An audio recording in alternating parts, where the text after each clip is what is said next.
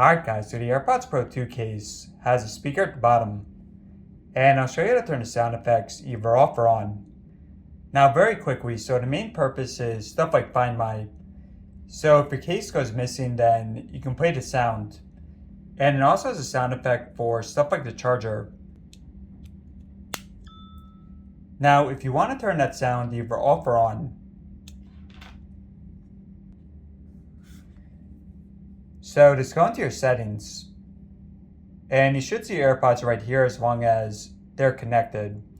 But if you don't see them, then go into Bluetooth, and just press right here, the eye to the right. Alright, and you're just going to scroll down some. And you see right here, so enable charging case sounds. So if you want to turn it off, just press there.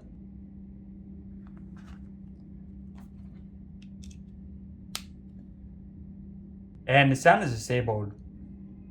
And it's going to turn it back on.